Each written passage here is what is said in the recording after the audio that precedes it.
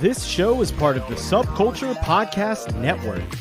For pop culture and entertainment podcasts, go to bio.link/subculturepodnetwork. Prepare to be entertained.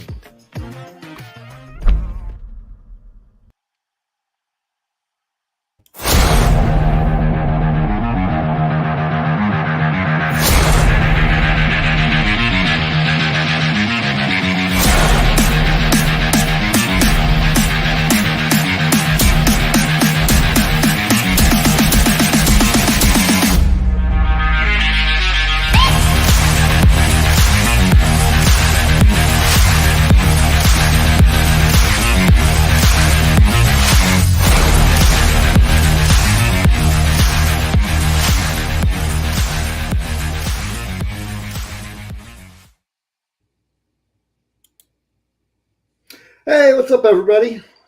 It is Rebel Rock Radio, and tonight we are on episode number 176. We are going to be talking about the Acolyte Finale, and we will also discuss the Acolyte in general. And with us today is Mr. Pete Fletzer from ATG. So let's welcome him to the show. Hey, Pete. What's up? How's it going, guys? What's up? What's up? Show your age with one phrase. Yeah. What's up? Well, okay. I like your shirt, JD. Yeah, you like that? Yeah, I felt it was appropriate. It feels appropriate for sure. Heck yeah! I still haven't received my royalties check, so I know. From being a shill. I mean, I don't know. Maybe though, if I throw out a criticism and a positive at the same time, maybe it offsets, and that's why my balance is zero. Yeah. I'm not sure. Right. For every positive, if you have a negative, it goes away. Yeah. It goes away exactly. So it could be it could be one of those kind of things.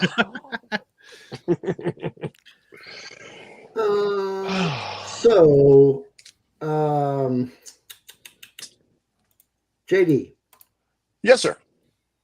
We upgraded to premium on the X. We are back on Twitter. Well, on the Twix. It's still not saying. It's still saying that I have to upgrade to premium. I'm glad I'm doing this with you guys too, because I just upgraded as well, just for that same reason. And I'm gonna have to play around with it before I get the premium account is required to create live broadcasts. Please upgrade to a premium subscription. I already did that. Let's see if I can stream it to mine. Hold on a second. Hanging with very Rebel. odd because like after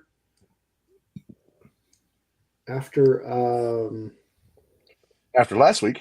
After last week, yeah, we upgraded to premium, and very odd. Well, okay, we'll figure it out. We'll deal with it. All right, who we got in the chat tonight? We got Matthew. We got Smoking Bear, and we have Jamie Taco. By the way, just so you guys know, you are live on my channel right now. I was able to make that happen. Why will it not let you do it on mine? What is different about your account that is?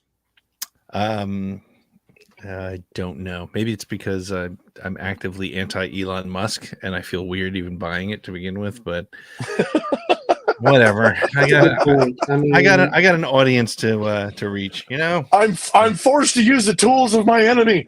That's right. I understand. Yeah.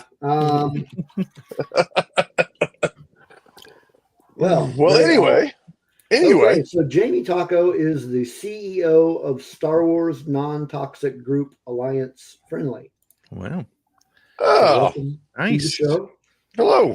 We are a non-toxic podcast. We're like crayons. We're non-toxic. We're non-toxic. Don't eat it, but I mean, We're not toxic. Yeah, we're nothing like crazy. I'll give you, because I think I'm the one that mentioned that group. I love that group. Very good admins on that group who actively participate in making sure that any people who are toxic for any reason. They get rid of them real quick. They are good about filtering those kind of folks out, and they still, they still allow constructive opinions and they still allow constructive criticism, but they try to keep the toxicity out as much as possible so that people have a good, safe space to express their opinions and either love or hate and do it in a constructive adult manner. They're awesome. I love that group. Great group. Cool. I'll have to check them out. Yeah. Yeah, I've been on the group since you recommended it, and yeah, it's been pretty good. Yep, definitely need that one to grow, and we need more like it for people who want places they can actively discuss their opinions and their love for Star Wars without getting attacked by people with either agendas or just closed-minded. Yeah. All right. So, as I mentioned, we are going to be talking about the season finale of The Acolyte, and we will get into some discussion about The Acolyte overall. Oh, we got a new one. There's hello, Frosty is in the chat with us. Hey, Mary. Hola. So in addition to our Acolyte discussion, JD has some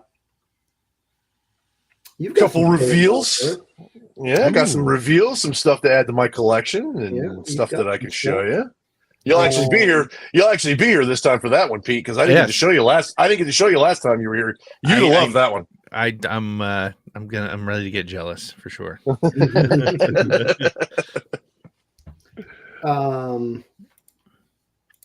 But in addition to that, as always, we do have some tunes to play for you tonight. So we're going to go ahead and jump into that first tune of the night. Nice. So this one comes to us from Long Beach, California. The name of the band is the Legendary Swagger. They have a new single that just dropped on, well, kind of new. It dropped on June 19th via Rumbar Records.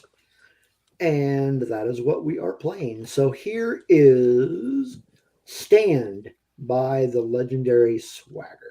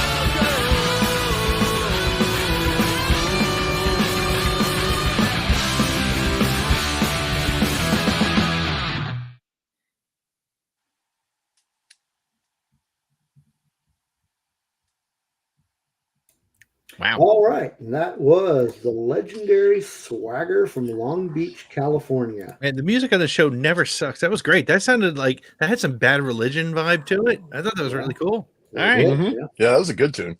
It's Damn good tune. Dance to it. Yeah, I'll take that. Nice. Yeah, I can't figure out why it won't stream to Twitter.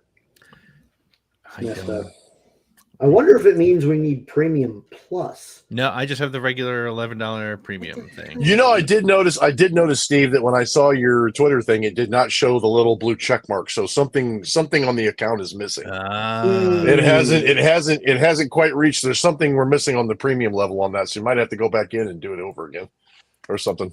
Well, if I say, yeah, I did. I went to our premium, whatchamacallit, to manage. Yeah, Rebel Rock Radio Pod is not premium according to my look here on Twitter. And you're one follower away from 1,000. Come on, one person, just go follow right now. Get 99 followers on Rebel Rock, please. And we need 4 people on YouTube. Well, is that where you are on YouTube? Awesome. Actually, unfortunately, somebody dropped. So now we're back to 195. Okay, we need 5 people. We need 5 people to get us to 100. Road to 200.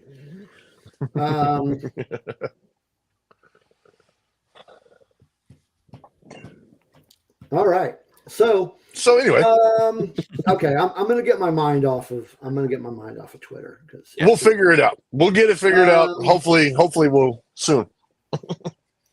All right. Well, so Pete, how's your week been? What have you been up to? Oh, well, like you, I purchased the premium of Twitter, and I'm waiting for people to make fun of me and mock me for being a blue check, and because I've made fun of them for a long time. So, but that's okay. But otherwise, my week's been pretty, pretty chill. It sucks that there's no Acolyte tonight or no new Star Wars, but otherwise, things have been pretty good, dude. Things have been pretty good. I can't complain. Well, good. That's awesome. Yeah. How about JD? What have you been up to? You know what? I have not been stuck in the heat. The storms have calmed down for a little while. They have. We're slowly on the heat climb here in Kansas. So, here we'll be roasting to death before long. But actually, it's been pretty nice. Pretty nice, man. It's been pretty good. Well, good. How about you, Steve? Yeah, how about you? Well, let's see. What have I done this week besides working? I mean, that's everybody does that. That goes without saying. I did go see.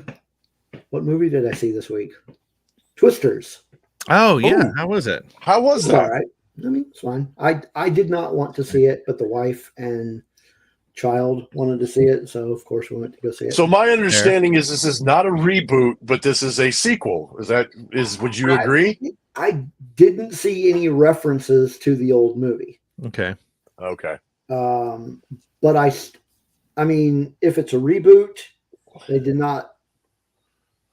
Like none of the old characters are in it, so like by name. So it could just be a sequel. So it's a reboot without saying it's a reboot.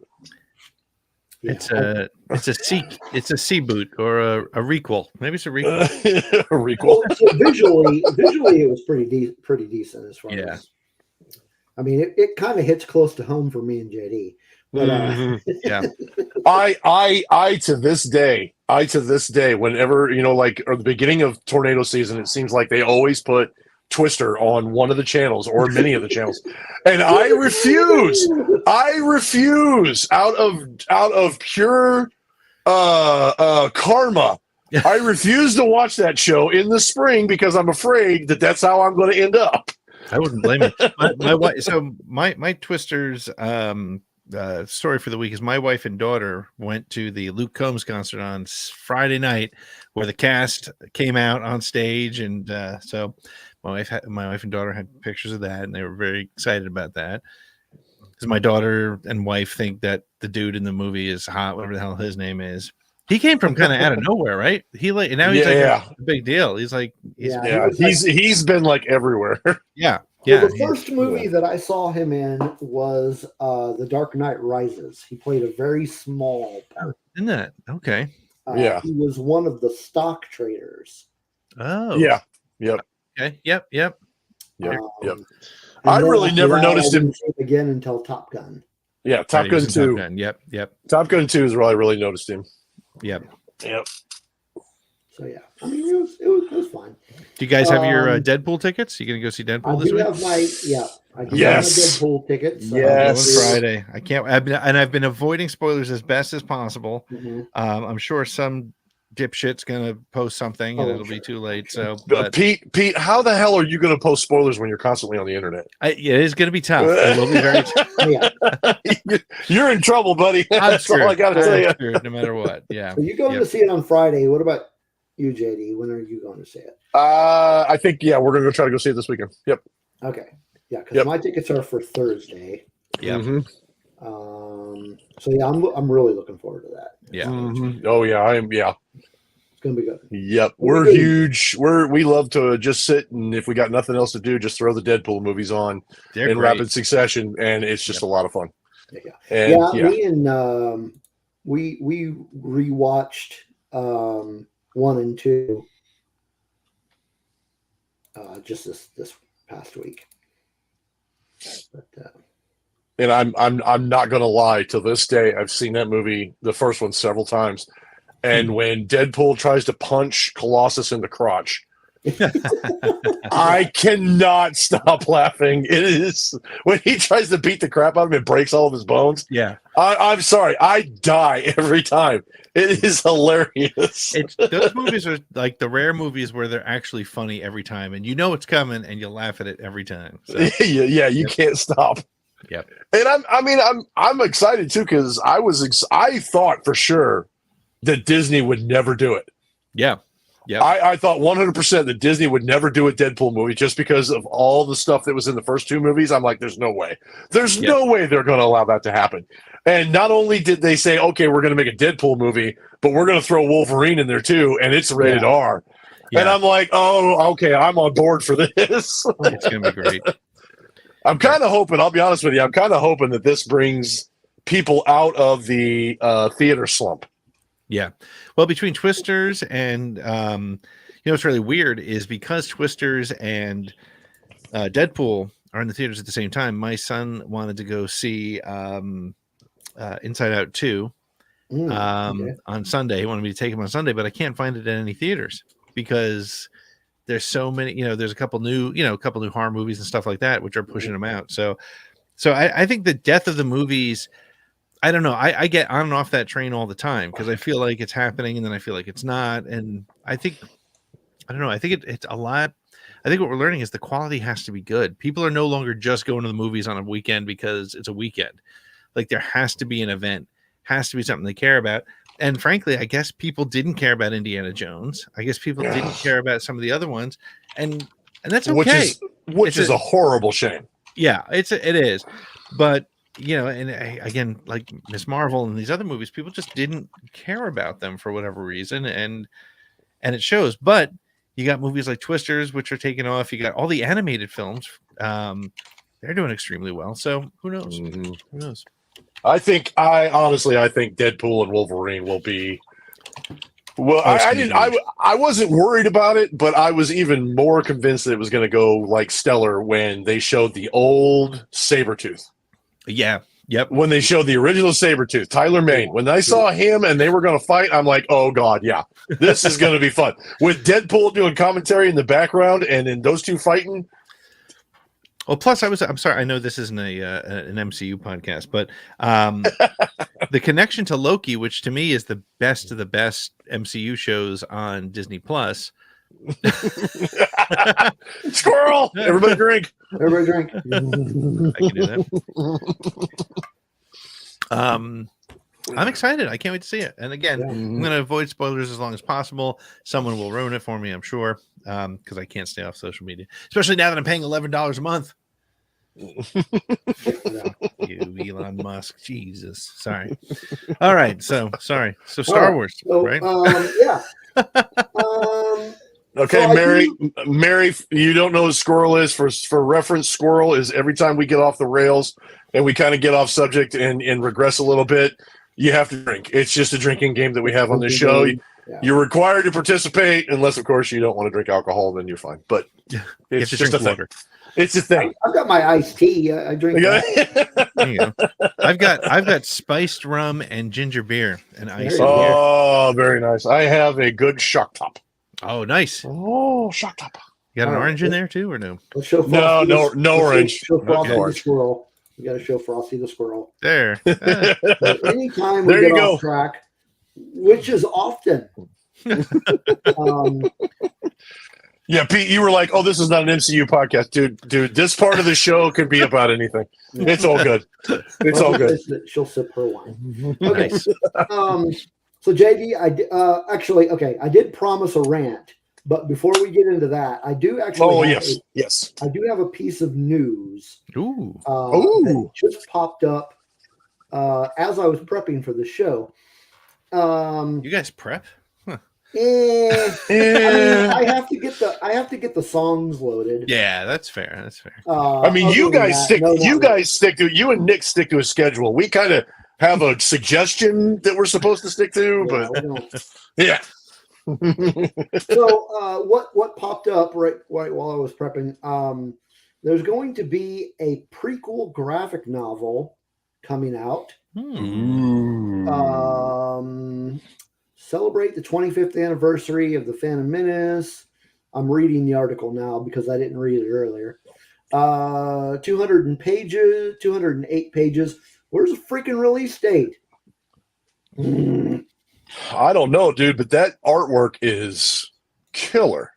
Yeah, that is amazing artwork. Until November. Oh, November! Out loud.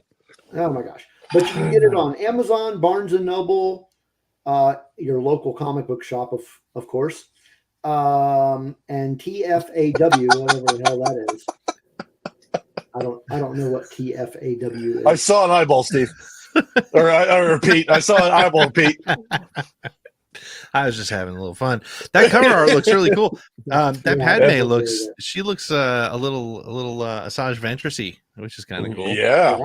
That looks cool. That looks amazing. Now that'd be something that if they decide to do that with all of the trilogies, that would be fantastic. Yeah, that would be cool. Right. That would. I think they should do it for all of them. I'm looking forward to that graphic novel. I think that's going to be amazing. Now, I have a bone to pick with DK Publishing. Here we go. I already know what's going on, Pete. So I've already heard. I've already heard about this. For you folks who are in the chat, who are lurking in the background, be ready. Here we go. I have a problem with this. So somewhere on social media, this thing has been popping up as the new cover for the new Star Wars Encyclopedia. I think I know. Before I get into it, what on this cover is missing? Somebody in the chat, bring it up. There's no Vader on there. There's no Vader, there it is. There's no Han Solo. There's no what Anakin. in the hell are they thinking? That is interesting. You got some random Death Trooper over here by Rey Skywalker and Padme. No Basil. No Basil. Darth Vader. Yeah, I mean, honestly, for all intents and purposes, and we might talk about this tomorrow night on our show, is no, like Star Wars is the Vader story, right? The Anakin story. How can he not be on there? Yeah, no Vader, no Anakin, no Han Solo, no Obi-Wan. You got. Oh my God! I didn't even notice that. There's no freaking Obi-Wan. What the hell are they thinking? Somebody needs to lose their job over this. I think Mary and I are becoming best friends, however, because the Maul situation. Yes, Maul definitely is. I mean, it's good. It's cool that Maul is there. I'm fine with that. I'm fine with Maul being. Well, okay. In all fairness, Vader's wife is in there, and his kids, It's like a Christmas card from Vader. No, wait a minute. No, only one of the. Oh yeah. Okay, duh. I'm stupid. Wait, Leia's there. Yeah, Leia's there. Yeah, Leia's there. Old Luke. Yep. But look, it's childish Gambino Lando. Yeah, I was gonna say it's not the old Lando; it's the new Lando. It's an interesting choice of cover. I mean, Chop is on there, which is cool. Matthew hit it right on the head, guys. Matthew hit it on the head. It's Kathleen Kennedy's It's Kathleen Kennedy's fault. Yeah. Everything is Kathleen Kennedy's fault. I knew it. Bullshit, man. No Vader here. I've got a huge freaking problem with that. You know what? I'm normally not a I was gonna say I normally avoid controversy, but that's bullshit. But You liar! You liar! But they have to choose either Anakin or Vader. At least, I mean, Vader is the face of Star Wars. Honestly, right? I mean, so really, Ahsoka's cross sabers. Yeah, this is for Mary. There we go. Can you see it? No, turn a little bit. There it is. There we go. There it is. All right. Now, really, Ahsoka's cross sabers. Yep. That should have been Anakin and Obi-Wan. Yes. Yep. In front of the lava. Yep. But Rosario did the forward, so they had to put her on there. Well, there you go. There you go.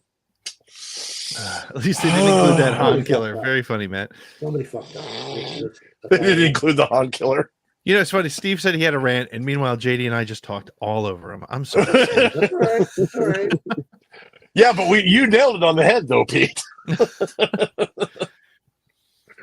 He's yeah. So I don't think I'm gonna buy it. Yeah, but it's written by a bunch of people we know and love, like it. Amy Rickow was doing that. Dan Zare is in that book. I think Brandon Guarnieri from Talking Bay 94 is on that book. So, yeah.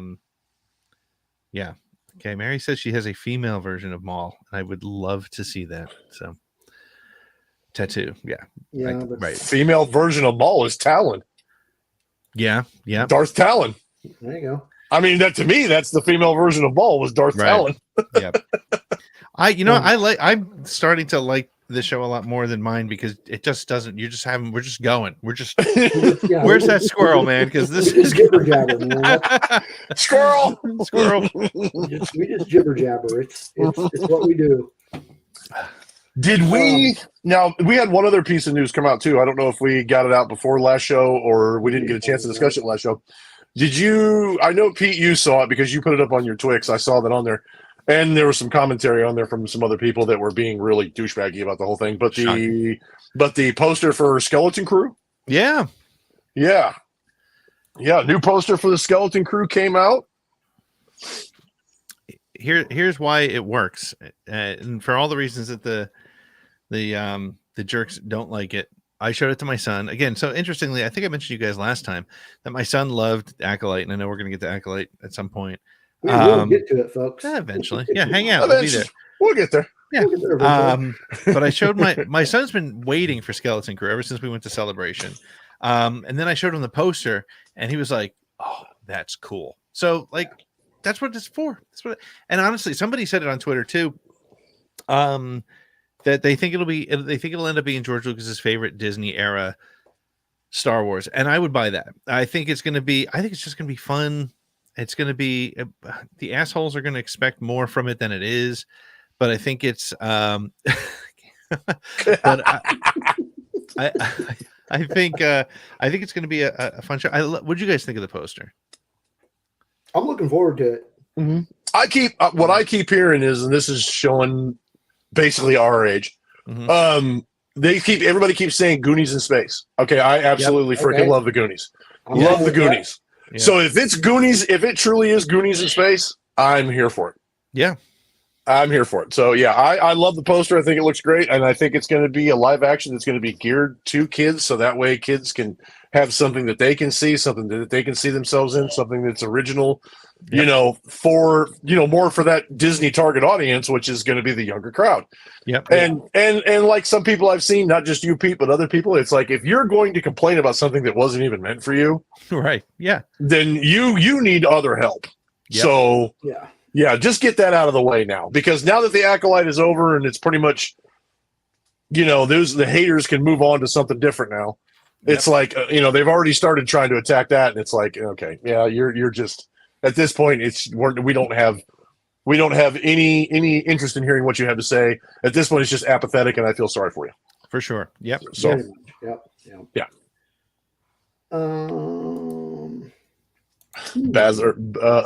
Matthew hopes Basil has a cameo.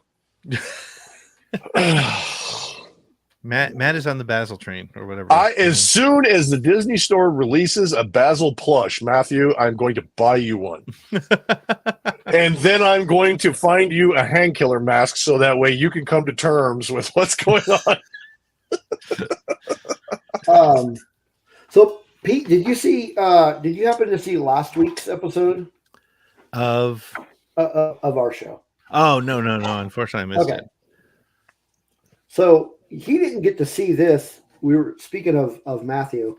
This is cool. He sent this to me. Oh, wow. I'm a big Boba Fett fan, but he sent me signed by Jeremy. Yeah, it's autographed by Jeremy. Oh, that's fantastic. That's awesome.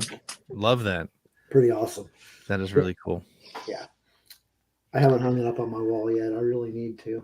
But yeah, so it's funny, back in the 90s there was and you guys may remember this, there was a tour called Men Behind the Masks tour, and it was Jeremy Bullock, it was David Prowse, it was Kenny Baker, it was Anthony Daniels, because it was before Anthony Daniels became the largest ego in the Star Wars universe. It was Carolyn Blackiston, who's Mon Mothma, a couple other people, and they would go to comic book shows and they would do their thing. And I was doing my work for Star Wars Galaxy magazine at the time, so I used it as an opportunity to go and meet all these guys. So I have signed action figures from all those guys. And Peter Mayhew as well. You just oh my god, that's cool. And it's just sad to watch these guys falling off. I mean, it happens. I mean, Star Wars is 40 years old. Ray Park coming to town, and I'm going to have him sign my leg next to my big-tittied Sith lady. Well, that's all awesome. right then. I have a feeling Ray Park is going to have no problem doing that. I have assigned Ray Park Darth Maul as well. So, but there was that time in the 90s when Star Wars was kind of in that limbo, where there was like we lovingly refer to as the dark times. Exactly. We didn't have to wait. I didn't wait in line to talk to Kenny Baker. I just, he was just sitting there waiting for people to come and talk to him. But yeah, Ray Park is Mary. Ray Park is much shorter than you think he is. When you meet him, I actually have a regret on that. Is that I went to England and I got to meet Carl Weathers and take a picture with him. Very pleasant individual, great man. He actually complimented my Jedi outfit and all kinds of good stuff, and had a very brief conversation with him. Wonderful individual. And I'm kind of kicking myself in the butt because I said, next one he'll be there. We'll go get a signature on the picture, and everything will be good. And so we all know how that turned out. So if you have an opportunity to do those things and you want them, you got to do them, because if you don't, you never know. Especially with the older cast members and stuff like that, because it's weird times and you just never know. For sure. Yep. And I'm jealous because I only Star Wars celebrity that I've met is the one that I did a photo op with at Celebration Chicago. That was this guy here. Look at that. That's heck yeah. It's cool. That's a cool shirt. I like the shirt. I had pre-ordered that photo op because I looked through all of the different people that were doing it, and I was like, I want to get a photo op with the Emperor. Yeah. And this was before I realized that he was going to be. This was before he was going to be a major part of Rise of Skywalker. And so after that, was it Thursday or Friday morning? After that morning when they showed the trailer and he came on stage and did his thing, right after that, all of his photo ops, they sold out. The line went through the roof. I'm sure. Yep. So, that's cool. Yeah. I was there when that happened. That was so cool. Irregardless of Pete, I know your feelings on Rise of Skywalker. So. Yeah. But irregardless, when we saw the trailer and everybody was in that, you see that photo, you see that photo, or you see that video where everybody's standing in the main stage area and watching that. That was amazing. And I didn't even know who Scotty J-Rowe was at the time, and I ended up standing like within like arm's reach of him. Oh, really? Yeah. Because there's one video where they're showing him, and I'm like right behind him, or like right in the same area. And I'm real quick. You see me real quick, but I was in arm's reach of him. I was like, "That's crazy, how That's close amazing. I was." Yeah. And Well, my favorite panel of that weekend was the Mandalorian one. Yeah. Because I was like 2 rows away from the stage. You and I were in the same one. I was in that one too. Yeah. When John Favreau and all them came out on that, I was like, holy crap. Yep. All right. So we have another song. We're going to go ahead and jump into that, and then we're going to have show and tell time. So this song is from a band based out of, I'm probably going to butcher this name, Rohnert Park, California. I'll find out. I don't know. I didn't look it up. good for me. Somewhere in California. Could be anything in California. What's that? It could be anything in California. Could be. So the name of the band is California Redemption, and they released a single on July 1st via Sell the Heart Records, and that is the single we're going to play. So here is Humor Me by California Redemption.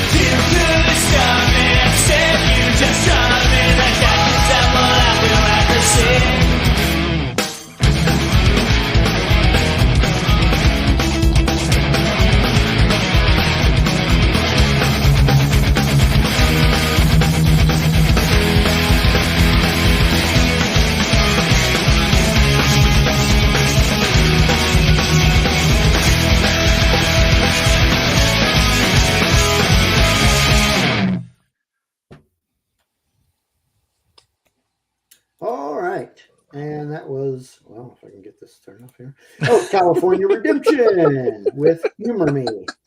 Okay, so if you rate them, I still like the first song a little better than Yeah, that I think one. I like the first song better. Yeah. And Steve, you are the reason I'm going to do the rest of the show with a headache. Why is that? I have warned myself against this many times that when I hear a song that I can bang my head to, I'm not supposed to do that because it gives me a headache. This song I could bob and bang my head to, and now I have a headache. Thank you, Steve. Gen X That's on problems. you, man. I don't know. It's called old guy problems. Yeah. Yeah, I'm glad you started because I was able to refill my drink. that's all on you. I never did go to the bathroom. So Brian says he forgot about the 7 p.m. start time again. Brian, good to see you, Bo. Yeah, good to see you. Hey, Brian. I actually have a good one similar to Mary's story. Mary said she ran into Dave Filoni and was telling her story about Dave Filoni. I actually have a good one about I always mispronounce his name. But yeah, and said dude looked just like Dave Filoni, told him that, and then I spent the next several hours trying to figure out if I told Dave Filoni he looked like Dave Filoni. So those of you who know about people behind the mask, which is really cool, yeah, 100% Bear. That's 100%. So for those of you who know who the new Chewbacca is, which if you're a Star Wars fan and you don't know, I feel sorry for you. But I was walking through the crowd one day at the end of, or in the Star Wars Celebration in Chicago 2019, and we were walking through the main hall area, and we were actually on our way out to go back to the hotel. And I'm 6'5". And with a good pair of shoes on, I mean, I'm like 6'6". So as I'm walking through the crowd, there's like kids and people going past me that are shorter than me. And I try to tend to watch where I walk because I don't want to run into anybody. And I'm looking down at the floor, trying to navigate through people and try not to hit anybody. And my girlfriend is on my arm in tow, and I'm dragging her along, right? And she starts beating the shit out of me. And she's like, honey, honey, honey, honey. And I'm like, what? And she points, and there's Jonas standing right next to me. And we literally ran into each other. And I looked up at him, and the only thing I could think to say was, and I thought I was a tall guy. And he just, with his security, kept walking, and he just laughed, and he's like, hey, how you doing? And I'm like, that was freaking cool. That is That's funny. That's really cool. All right. Trying to pull us back on track here. It is show and tell time. Ooh, I can show and tell too. Ooh, you got something too, Pete? Yeah. Nothing as probably as cool as what you guys have, but I'll wait for your guys' stuff. I don't know. You might have something better. I'm kind of. We can let JD. You've got 2 though, don't you? I've got 2. Okay. Well, they're relatively small, so they're not bad. JD, why don't you do your first one, and then we'll let Pete do his. Okay. And then you can do. Speaking of Mr. Fletzer, speaking of Rise of Skywalker, my first show and tell is I've been collecting a lot of the Micro Galaxy Squadron series. I have avoided getting those because they're too cool, and I know I'll just keep spending money on them. I'm sucked in. There's nothing I can do. I'm done. In fact, as a matter of fact, next week's show, I will be able to reveal to everyone the Sith Infiltrator will be here tomorrow. Oh, Darth Maul Sith Infiltrator. Too, right? Oh, look, you're opening it up on. Not only are you revealing it, you're opening it up on screen. I'm opening it up. Hang on a minute here. Let me get it out of the package. You could leave it in the box. Whoa. That's not any fun. Come on, Pete. I never. That's not any fun. Wow, that's cool. So there's that, and then now, are they plastic or are they steel? No, they're plastic. Okay. Okay, so some of these smaller ones are plastic. Okay. Some of the bigger ones have some metal in them. I think the Millennium Falcon has some metal. I've got one right over there. I'll have to take a look at it here in just a second. Do you have the Walker? Because the Walker I've seen. I have both Walkers. Okay. There is there's actually, I think there's 3 sets. There's the original Hoth Walker that they sent out. Mm-hmm. There's the indoor walker, which I have the 2 of those. Okay. And then there's a full set that has the walkers and the snow speeders, the whole Battle of Hoth set. Oh, okay. Which is so one that comes with the walker with the there's like a little white snow speeder bike that comes with it. Is that Endor? The Hoth one. See, okay, so the Hoth one is at my local GameStop, and they have it like reduced price, and I keep walking by it. I'm gonna have to get it. It is. I have to tell you, if you don't have it and you're interested in those, especially if you're an Empire Strikes Back fan, you will love it. It is great. Yeah. It has sound effects. It has, you can open up both compartments. You can put your guys in there, all kinds of cool stuff. So, and then you get these little, I can see if I can show this to you because this is so freaking small. But anyway, there's the little pilot that comes along with it. Yeah, and I mean, you can tell by looking at my hands how small that is. But if you open up the cockpit, you can actually put the little pilots inside. Oh, that's so cool. And yeah, I saw these things in California because I used to be I have sets over on the wall that are the old Micro Machines. Yeah, I have some of those left. Yeah, and so, and I have a bunch of sets of Micro Machines. And when they said that they were taking over the mantle of making the Micro Machine Star Wars sets, and I saw some of the detail from California, I was like, unfortunately, yes, I'm going to have to possess. I'm going to have to possess those. There's just no way around it. So, yeah. So anyway, there you go. There's my first one, the Resistance A-Wing. Yeah. That's cool. You know, JD, when we were talking last week, I did mention that I had something I was going to show because I had been cleaning out my garage. And I found something. I think I showed it to you, didn't I? Poster. Yeah. Because we mentioned Celebration Chicago just a few minutes ago.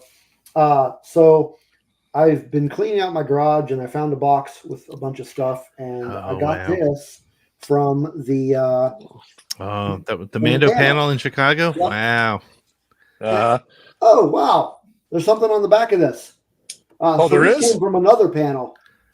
Oh, wow. Yeah. The final Seasons of Rebels panel. Forgot that was on there. All right, Pete, your turn. All right. I have it right here because I didn't know where to put it. Wait, borrow your microwave. What? So, what the hell? This is the mid-scale Lego. Oh, yeah. I have stopped with my Funko obsession, and I've replaced it with a Lego obsession. These mid-scale things are so much fun because you can do them in an afternoon, but the detail is amazing, and there's like they have like little Easter eggs in the build. So like on the inside of this one, there's like little the rivet size ones that are there's one that's gold. There's one that's blue and white, and then there's one that's white and brown, and it's Leia. It's supposed to represent Leia, R2, and 3PO. But in addition, he's got another one. I also got the mid-scale Falcon. Oh yeah, which is honestly one of the coolest, most fun builds. My two favorite builds of all time. This is now number 2. Number 1 is the UCS A-Wing. But these are just so much fun. They're a fun build. They're complicated for small, but they're not oversized. You know, they're not too difficult to make. So I am 100% going to be living vicariously through you on Legos there, Pete, because I do not have the room for Legos. I would love to have Legos. I just don't have the room. I'm going to step away for one quick second. Hold on. No problem. Yeah, I would love to have those mid-scale Lego ones that he's talking about. I've seen several of them in stores. I've actually seen Grievous's ship that I would love to have. That would be an awesome one to have. Oh yeah, that one's really cool. And I thought about. I wonder if they make one of the Ghost. I haven't seen that one yet. Now these things, these Jazzwares micro Star Frosty. So I refuse. Yeah, you need to get Grievous's ship. Speaking of Empire, I'm back. Sorry about that. My speaking of Empire, I think my ink is mostly has it healed up? Yeah, there we go. Hey Pete, we can't see you, buddy. You're probably better off. Hold on, let me see if I can figure that. Can you hear me? Yeah, you can hear me. Yeah, we can hear you. Just can't. You're just a black screen right now. That's okay. I'll work on that while you guys keep showing off your cool stuff. Well, yeah, let's go ahead and see your second one there. All right. This one I'm really excited about. This one's a cool one. It is another Micro Galaxy Squadrons Jazzwares ship. But this time we have the bad mother trucker himself, Mr. Mace Windu's Jedi Starfighter. That's cool. That's awesome. I've been waiting for this one. This is pretty cool. So, yes, I'm opening. Did we see his Starfighter in anything other than Clone Wars, right? No, we never. I don't think we ever actually. Well, let's see. Now, then somebody might correct me because we may have saw. I don't think we saw it in Clone Wars that I can think of, but somebody might correct me on that one. There's a very good possibility. So let's see. The only thing I don't like about these is, and it kind of aggravates me, is I have to go on Etsy, third party, because they don't come with stands. Oh, really? They don't come with a stand, which is kind of annoying. So you can't display the ship with the wings out and everything, which I like. This is how I like to display. I mean, unfortunately you can't do that because they don't come with a stand. And that would be my chief complaint to Jazzwares. I like to display them. Of course, it's purple. Oh yeah. Oh no. You haven't seen the best part yet. Hold on, Pete. Okay. You haven't seen the best part yet. Hold on. Well, so everybody knows that the Jedi Starfighters get an astromech droid, of course. Right. And if you're Mace Windu, you get to pick your own astromech droid, and you get to pick a purple astromech droid. Of course he does. That's cool. Yeah. That's really cool. Purple astromech droid. And to go along with it, I got me a Mr. Mace Windu. See, that's pretty cool.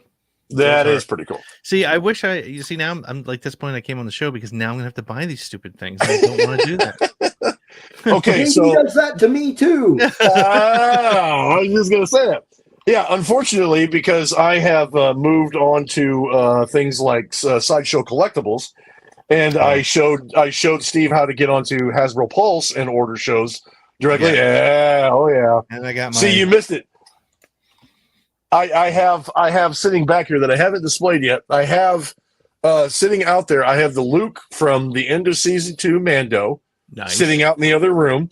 I have Ahsoka from the Mando season 3 when she was in Mando season 3, and then I also have Darth Vader from the end of the Obi-Wan show with the damaged helmet and all of that. And I have on the way, supposed to be arriving anytime. I also have Obi-Wan Kenobi coming. And this sideshow one has him lifting all the rocks with his lightsaber in his hand. So I'm going to make a full-fledged square diamond diorama of all 4 of them with Vader at the bottom.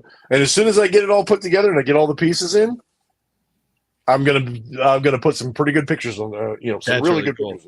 That's awesome. Yeah. So yeah, I'm just waiting on Obi-Wan. That's all I'm waiting on.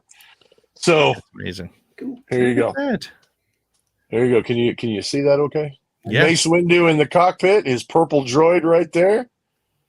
Mace Windu rocking the ATG, the Around the Galaxy purple. I love that. There you go. Oh man. Yeah, Sideshow Collectibles, cry into your wallets. So here's the problem. Like I stopped with the Funkos, right? I literally went cold turkey. I sold my entire boxed collection. I sold it for less than it was worth, but I got it out of my house. It literally filled my car, front seat, back seat, trunk, the whole thing. I still have a bunch of open ones down in the basement. But now the problem with that is now I'm doing the Legos. I love the Legos because a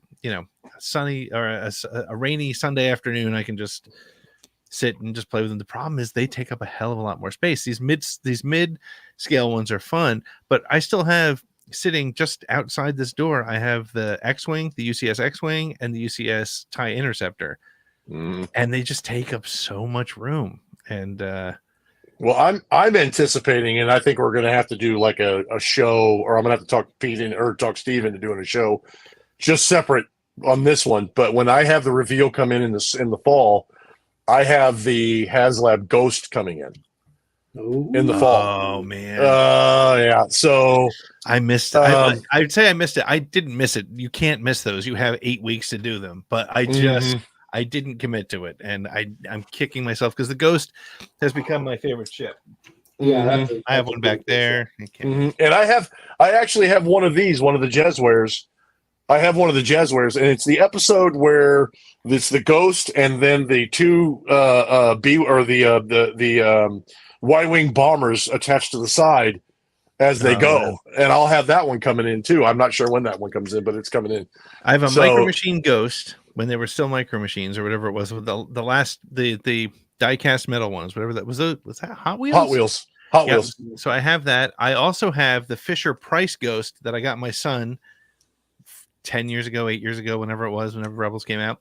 And the one that I have back here, which you can't really see, that's from the X-Wing game, the tabletop game, which I've never played, but I bought that because it looked so damn cool. So it was actually 10 years ago in October that Rebels was first released. Yep, so that makes sense because my son is going to be 12 this year. So I got it for him for Christmas the year it came out. So, yep.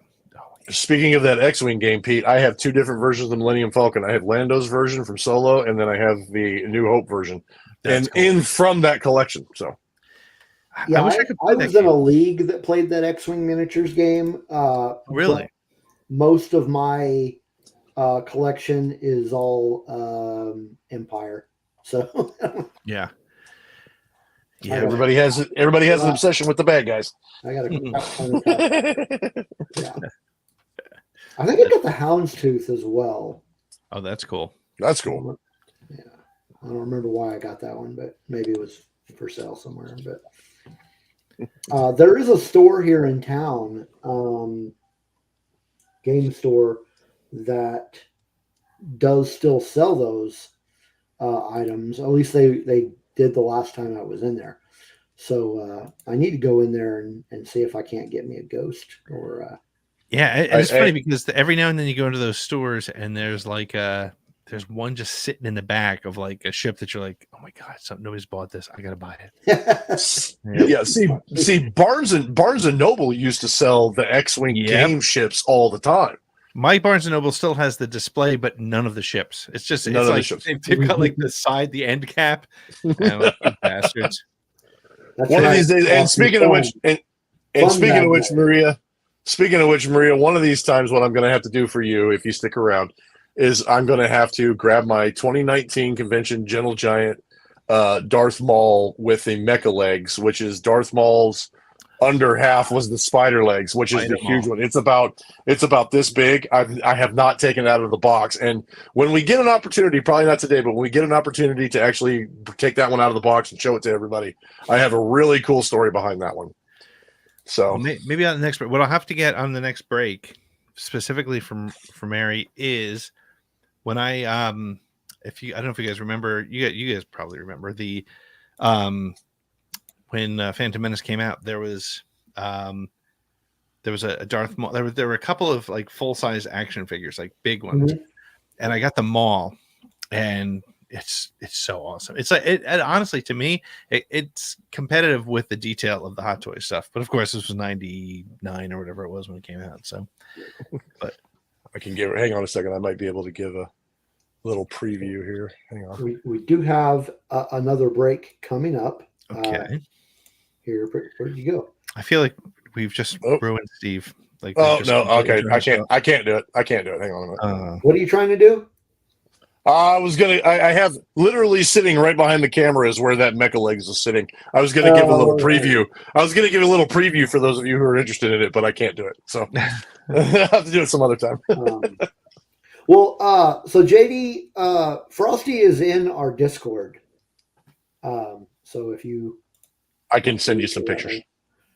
Frosty is going to be in our upcoming online Star Wars RPG that I will be running. Really looking forward to that. What? That's awesome. It's going to be lots of fun. And we will be recording it and posting it to the Rebel Rock Radio YouTube channel. Cool. I'm really looking forward to it. I've been writing the campaign, and I've got the 4 players together. We just need to figure out a time when we're going to do it. and where we can all get together at the same time. When everybody's not super busy. Yeah, when everybody's not super busy. Yeah, I'm really looking forward to it. It's going to be a lot of fun. Mm-hmm. Some cool stuff. But was that your last show and tell? Yep, we're good. Yeah, I think that's the case with both you and JD Frosty. Actually, I don't think he's played any RPGs. Have you? No. Which RPG are you playing? Star Wars RPG put out. It was originally put out by Fantasy Flight, but now it's done by Edge Studios. Cool. But I was a fan of the West End Games one. That's I loved the West End Games. Yeah, I liked that one too. So my funny little story about West End Games was I was doing back in the 90s, late 90s, I was doing the freelance work for Star Wars Galaxy magazine and for Star Wars Insider, and I had written a story back in those days when West End Games owned the RPG. They had something called the Star Wars Adventure Journal, which was a book that came out quarterly, and it had a bunch of short stories. And then with those short stories, they gave you, like whatever new ships and characters and things you can incorporate into your game. I had written a story that was going to go in, and I had gotten the final edit and edits back from my publisher. It was about to go into the next issue, and West End Games literally got out of the Star Wars game overnight, and my story was never published. So I remember those. I remember those books. So I don't have any other show and tell. But I will show and tell you folks what next week's episode will be. Ooh. That's kind of a reveal. It's kind of show and tell. Sure, we'll take it. Yeah, we'll take it. So next week, we will be talking about Ewoks. Teddy bears. The murder bears. Build-A-Bear. Murder bears. There you go. Yeah, we will be talking about Ewoks in all various iterations. That was a Patreon request that we have been trying to get out for a long time. That even predates you, JD. Yeah, it even predates me. This was back when I think it's when DJ had to have been when DJ was still a coach. Mm-hmm. It predates me, but I get to suffer through it. I get to suffer through it. Yeah. But we are going to talk about murder bears. Yes, we are. Nice. It's going to be a blast. And with that, we have our final music break of the evening. I still have a headache from the last one, so make it count. Well, this is going to be on you. This band is called Entropy. They are from Hamburg, Germany. Oh, jawohl. Yeah.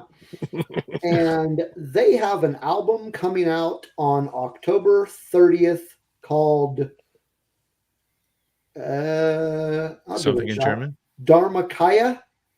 Okay. I know. That's coming out via Crazy Sane Records. And we have the opportunity to play the first single from that album.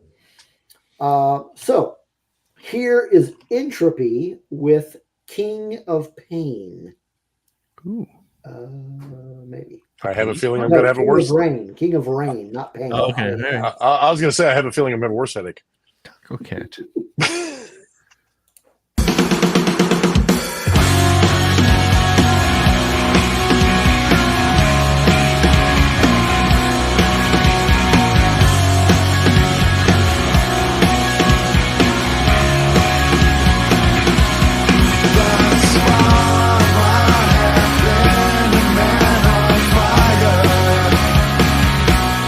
Since all I have been a little time.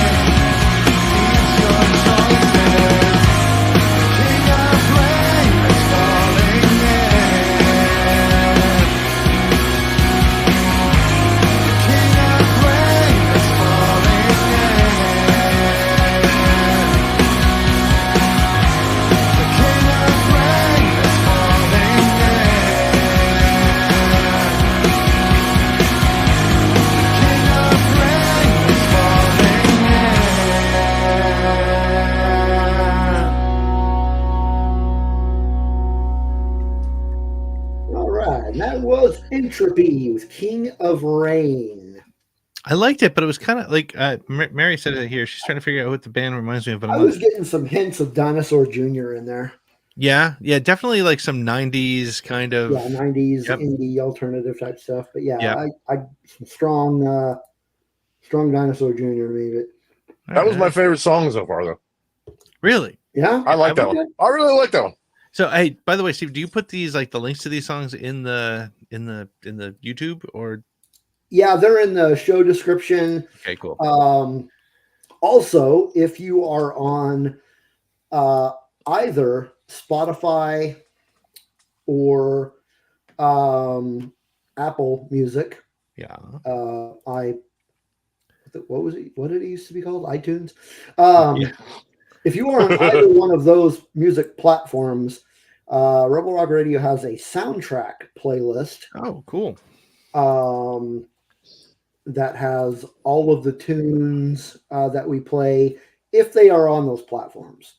Sometimes I'll very rarely I'll pop up in one and they just don't have a presence on either one of those. So I'm like, oh, well, that sucks.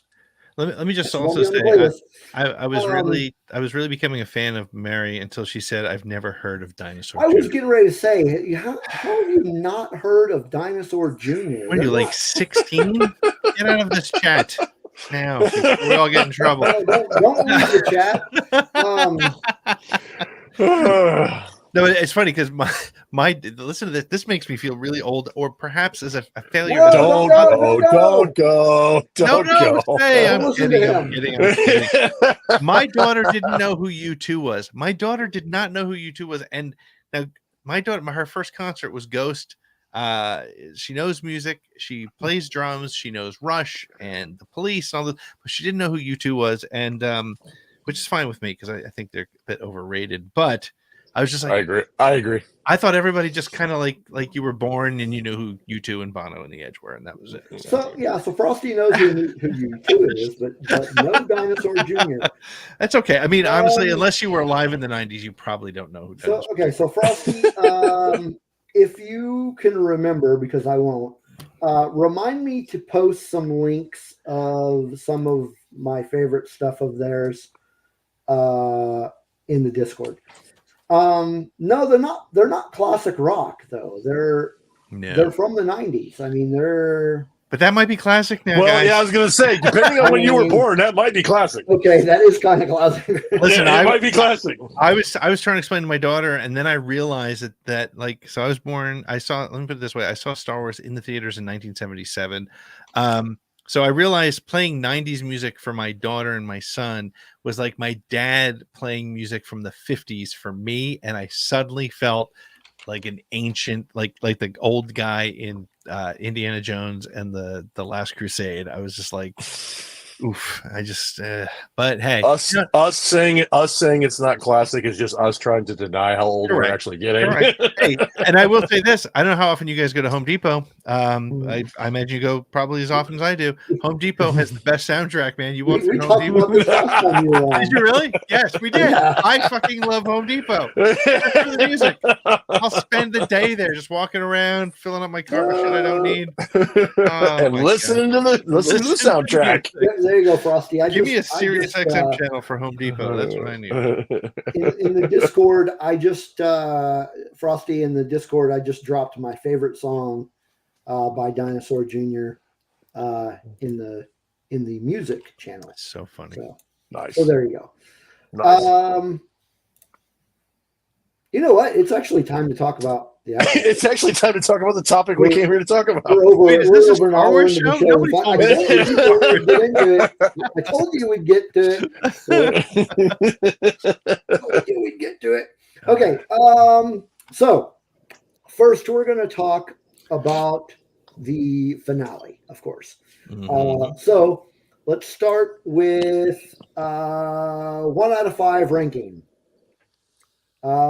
Pete, the episode, not the overall. Just show, that episode. 1 out of 5. 3.5.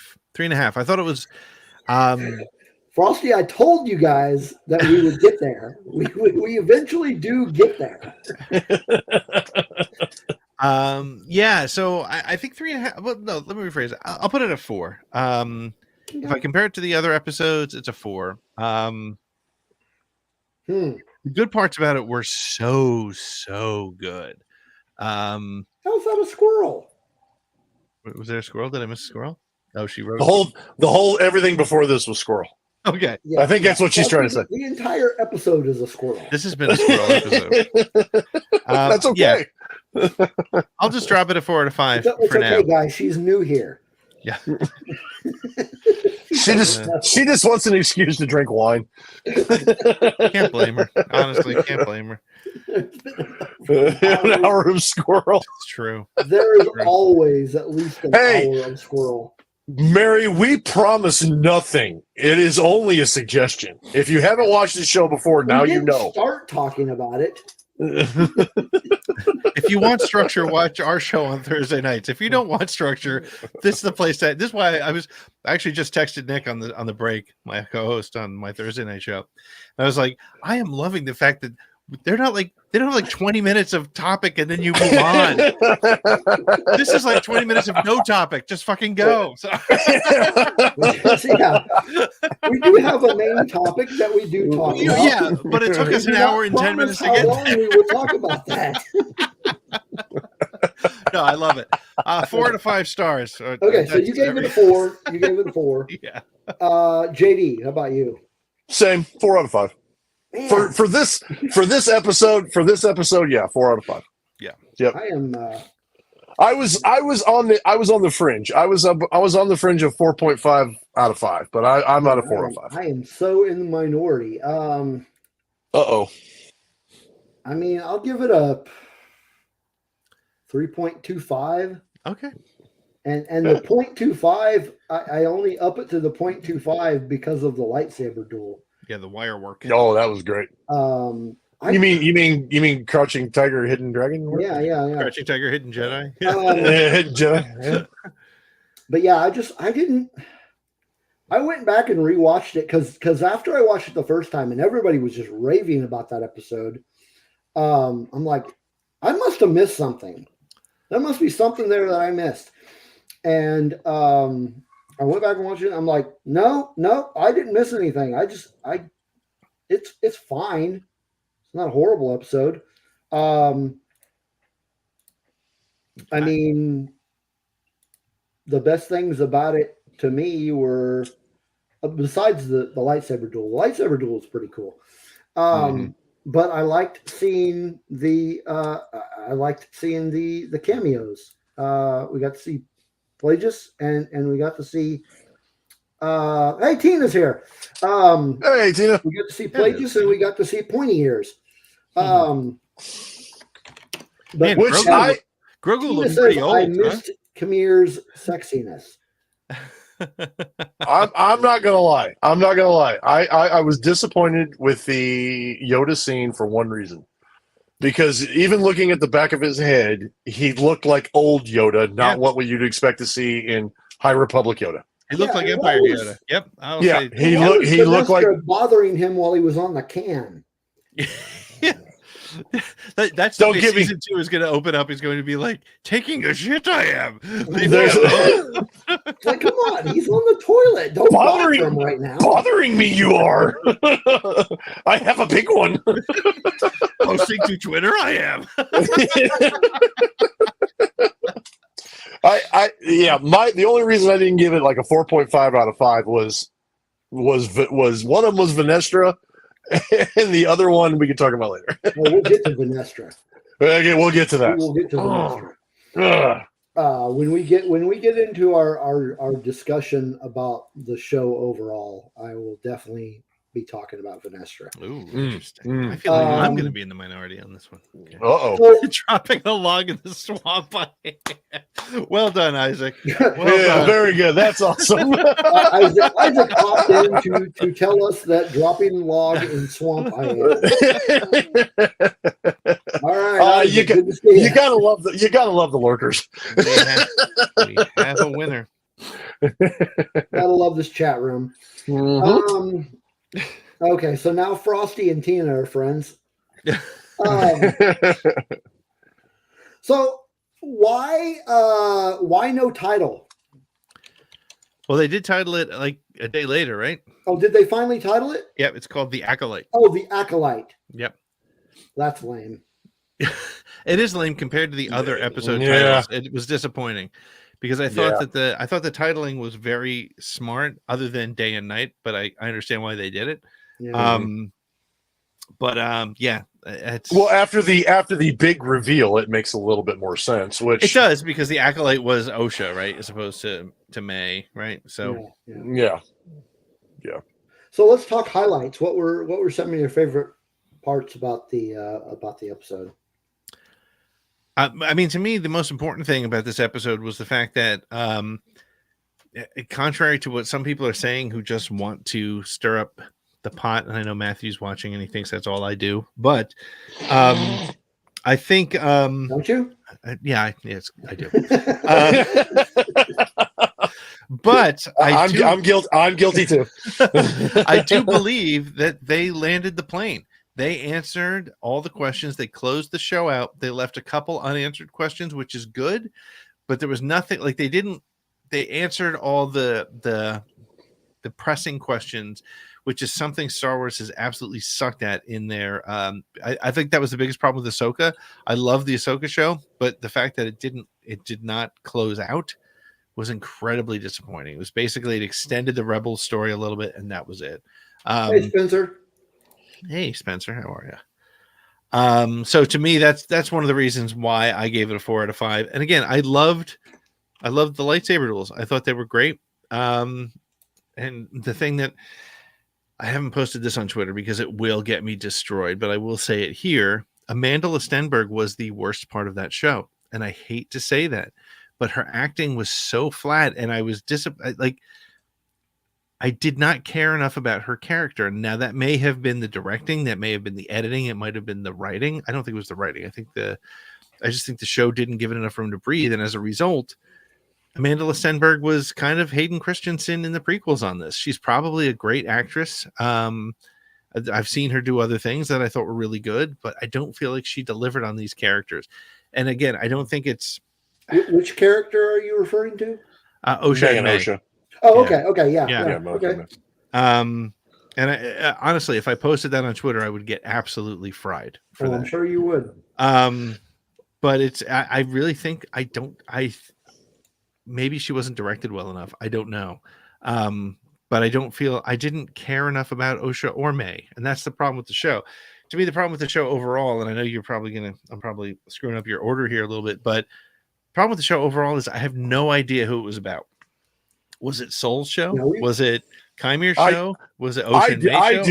I do, but I'll give my opinion in a minute. We will definitely get to overall. Okay. All right. Sorry about that. Yeah. I'll step back. Okay. But yeah, so I mean, to me, the thing I loved that they landed the plane, and I loved the action. I thought the action portions were amazing. So, all right, JD. My analogy was stick to landing. Mm-hmm. And I feel like for the most part that I feel like they did. Yep. I was concerned. I had my issues about how they were going to wrap this up and how they were going to get everything resolved. And I'm kind of different a little bit than you do on that, Pete. When you say that they didn't wrap things up like in Ahsoka and like this series, they didn't wrap things up. To me, them not wrapping things up means that there's a potential of another season, or there's going to be more content coming, and that excites me. So the fact that they wrapped up most of what was going on as far as the context of this show, and they've opened up new questions and they've opened up new storylines for another show to come hopefully to come. I'm excited for it. I'm excited to see where they go from here and to see where it goes. And so that doesn't bother me near as much, because I do want to see another season, because I do want to think, and I do want to see it come up. I'm not saying that I think they answered all the questions of the season and opened up enough to make a season 2 or to make a movie or to do something like that. Whereas Ahsoka, I think I don't really, but yes, I agree. I think they totally landed the plane with this, and that's why I feel really good about this show. That's one of the things that I really like about the show is, and look, the Kiadi Mundi stuff is just BS. 100%. 100%. That is such a stupid topic to hang on. Yep. That does not change enough of the Star Wars universe to make it be a major thing for people to hang their hat on. And so, yeah, I'm not going to go there. It's frustrating. I see Spencer in the chat saying, hoping that we get a novel with Vernestra. Listen, I all for novels and comic books, but we got to see the stuff in live action. We have to see Adam Christopher, his book about whatever the hell that one was called, the one that takes place before the Rise of Skywalker, that tells the story of Ochi of Bestoon. Ochi Bestoon. All those things. I didn't read the book, so anything that's in there that's considered canon and was supposed to make the story of the Rise of Skywalker better doesn't count. It doesn't count. You should not have to do homework to enjoy a live action show. And that's kind of my position on that. So yes, it would be cool, Spencer, if they gave us a book with more about Vernestra, and maybe some of the High Republic stuff will explain a lot of that stuff. Maybe the next phase of High Republic, we'll talk about her Padawan and Chimere. But man, that's what I'm hoping for in season 2 is that we find out what happened, because to me, one of the biggest things that I think that people haven't touched on as far as the relationship between Osha and Chimere is that we don't know the full story with what happened to Chimere, but we're all pretty certain that something happened to him that had to do with Vernestra and those marks on his back. Yep. And so some serious situation happened between him and Vernestra, and now we have this serious situation that happened between Osha and Sol. Yep. And as they come together, the first thing I thought of is this is like birds of a feather. Yep. And they really have kind of, there's almost a chance that they could have a similar story. It's just that Osha has completed hers, and now Chimere is looking at her and going, maybe I should have done that to begin with. Maybe I should have maybe I should have hunted down who wronged me and did this kind of thing. And we don't know that part of it yet, which could be very interesting to be a part of season 2. Because if they clean it up and they concentrate on just those two, and maybe Plagueis like pulling the strings in the background, I think it would be phenomenal. Yep. I agree with that. Steve, how about you? So highlights: Plagueis, lightsabers, Yoda's big ol' ears. The lightsaber duel was killer. Even the wire work. Was it better? Was it the best lightsaber duel in all of Star Wars? No. It was good. And I was going to touch on something you said too, Pete, is that you said that Osha and May's story is what we started out with, but they become uninteresting, and we didn't really, you weren't really focused on them, or you really didn't care about them. After episode 5, that's the way I felt, is that Osha and May were a backstory. I was like, oh my God, who are even Osha and May anymore? Because now we've got this going on. I'm like, okay, now I'm interested in this. I'm not even interested in Osha and May anymore. Yep. True. So, I guess we'll just jump right into it thing. So in regards to the show overall, and I've said this on the show previously about the Acolyte, I liked it. I did not love it. Let me preface everything I'm going to say, because I am glad that there are people out there that love the show as much as they do. I am happy for their happiness. I am not one of them. I am not one of these people that think it's the best thing Star Wars has ever done. But I'm also not going to spend any time. I'm going to try not to spend a lot of time shitting on it, because really there's nothing to shit on. There's just things that, I don't know, they missed. For me anyway. And Pete did kind of touch on one of them kind of generally, but general. No, he touched on it specifically, but I'm going to get more general. Okay. I didn't really feel connected to any of the characters. Okay. Yep. Like you were saying, not connected to basically who I figure is the main character, wasn't connected to them. Yep. I mean, if we want to talk like favorite characters of the entire show, mine are going to be completely different than everybody else's. Favorite character, Indara, because it's Carrie Ann Moss and she's badass. She was awesome. Yep. Another favorite character is Mother Coral. I thought she was awesome, and she had one of the greatest lines in the show. She was the one that said, "I did not bring the girls into this world so we could lose them to a bunch of deranged monks." That is awesome. And see, I had so much higher predictions for her. I thought she was going to be the big bad, as far as like the trainer or whatever. Yeah, and I was completely off in left field, so that's fine. Whatever. And she's cool because Zabraks are cool anyway. Zabraks are that's cool. Yeah. But in some ways, some weird ways, honestly, the witches were kind of more interesting in the series than anybody else. True. Yep. Aside from that, I felt like the episodes were too short and that there were too 100%. few of them. 100%. It just felt rushed. Yep. It just felt rushed. 100%. And also, I hate to echo some of the things that some of the haters on Twix say sometimes, but I kind of tend to agree. I would really. But you're coming from a place of love, JD. Yeah, no. What I was going to say is that I like I said last time, I wanted this episodes to be longer for two different reasons. I thought that the episodes being too short was not for the reasons people think. I want them to be longer because I want the story to cook.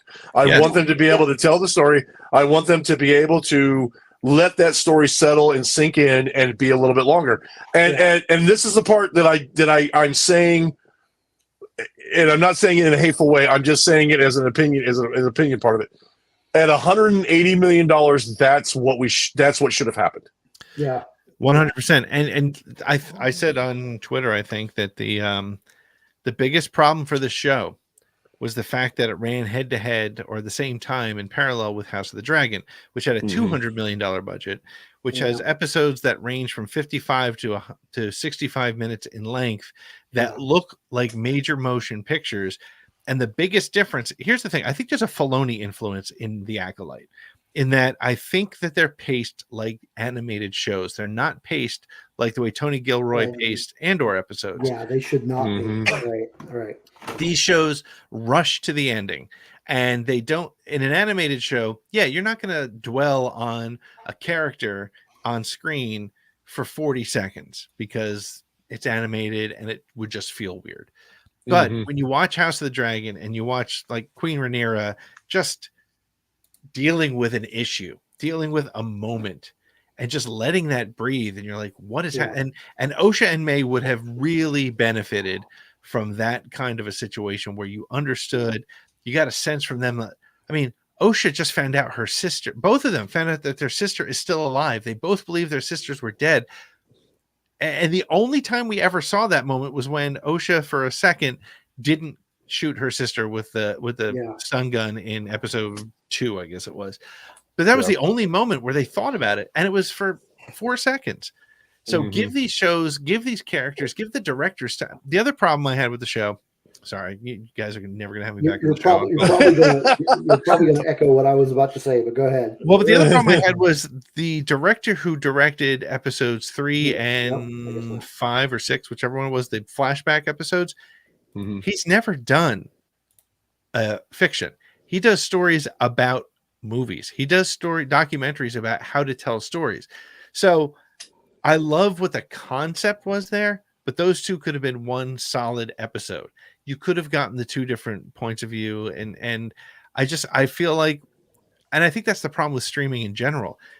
If you don't have your story, if you don't have your editing and you don't have the team completely buttoned up, like they did with Mando, like they do with House of the Dragon and Game of Thrones and Three Andor. Body Problem and Andor and things like that, what you end up with is a sort of a herky-jerky feel to the shows. They don't feel contiguous. And I think that's the biggest problem I had with the show was they were rushed. They didn't feel connected. and I don't feel like they gave the actors enough time to act. JJ Jung Jae was I can't remember his name. Yeah, I don't even like to say his name because I'm going to butcher it every time. But the guy that played Soul, the guy that played Soul, he was amazing. He was amazing, and Manny Jacinto was amazing. And now I'm watching the Good Place, and it's really bothering me. I just see Jason from The Good Place. But see, and Steve, I had the problem of seeing The Good Place prior to this. So the first few episodes, I'm seeing Jason. I'm like, no, this cannot be waiting for Chimere to say Blake Bortles, and this cannot be the same guy. No, but at times the acting was a little mediocre. Yep. I don't remember her name, but the actor playing Vanestra, just kind of meh. Yeah. Don't get me started. I said from the beginning that I don't like that character, and it's not necessarily I don't even know if it's the actor. If it's bad acting, that's fine. I'm not an acting professional, so I have no idea. Right. I didn't like that character for the character purpose because I'm like, there's something about her I just don't like. And if it's the acting, then fine. And maybe that's what I don't like about it is the acting. But overall, I was kind of like, I am not a Vanestra fan at all. I didn't trust her from day one. In fact, if you go back and listen to our first episode afterwards, I said there's something wrong there. But think about this from a story perspective. This is what made it a great story. The execution had issues, but what made it a great story was the Jedi literally rolling each other under the bus to save themselves, to protect themselves. Yeah. I mean, that's some deep and ugly, dark stuff, which is really cool. Which pisses me off. Oh, sorry. It pisses me off because, like I've said before on the show, I am a Jedi fan through and through. I've always been a Jedi fan. That is my cosplay as a Jedi. And I hate it. I mean, I know for a good story, they are fallible. The Jedi are not perfect. Yeah. We all know that. Nobody in history is perfect, including Star Wars as a whole, is perfect. And the fact that they're putting game characters in the Jedi that are not perfect, that contributed to the downfall of the Jedi during the prequel era. I get that completely. It just pains me to my core because I am such a Jedi person. Yeah. Always been a fan of the Jedi. And then this show comes out and I'm like, God, freaking mighty. You people are killing me. It's a good story, but you're killing me. Another thing I want to ask of you two, and those of you in the chat, and I'm going to upset somebody in the chat room with this question. But Mary, yes. By the way, Mary, yes. What was the point of Basil? Other than being Matt's favorite character, why did he pull the wires? Why did he? What was the point? He was pointless. If I had to say there was something in that part of the show that didn't make sense, because I mean they're literally going through a pulverized meteor minefield, and they could have used any other excuse for his ship to fail, but they had to use Basil to be the one that sabotages the ship. I feel like we're missing something. Like there's got to be something that I don't know. I don't know. I've seen references that they needed a cute character like the Ewoks. The Ewoks were at least useful. Yep. Basil did nothing. Basil was useful in episode 5. Okay. Or 4. Was it 4 or 5? When he did the tracking, it was 4. Sure. He was useful in episode 4. Now, when he starts sabotaging Soul's ship, I didn't. Basil made no sense to me. That made no sense. That part of it made no sense. Yeah. Okay. Going back to the positive, because we do not, I mean, as far as I did not hate this show like the Trolls and the review bombers, and I liked the show. Yeah. There were just things I think could have been done way better. Where do you guys rank it of the 6? Sorry, this might be one of your questions. Might be somewhere interesting. Very good question. We were going to get to that, but I didn't think we were going to get to that so soon. When you have me on the show, anything can happen. And I know I'm not getting invited back. I'm going out with a bang. It's us, mountains and mountains of ADD. So as far as live action Star Wars, here we go. Here is my ranking, and it'll probably piss some people off, but whatever. Let's do it. Oh, look at that. He did it with images. So Andor's my one. I didn't come prepared like that. I did not either. I didn't come prepared like that. No, so Andor, Mandalorian, Obi-Wan Kenobi, Ahsoka, Book of Boba Fett, and while I still liked it, I just liked the others better. Interesting. Okay, JD, what's your order? Because my order is going to be very different. Well, okay, so I'm going to piss people off in the chat, and probably Steve too.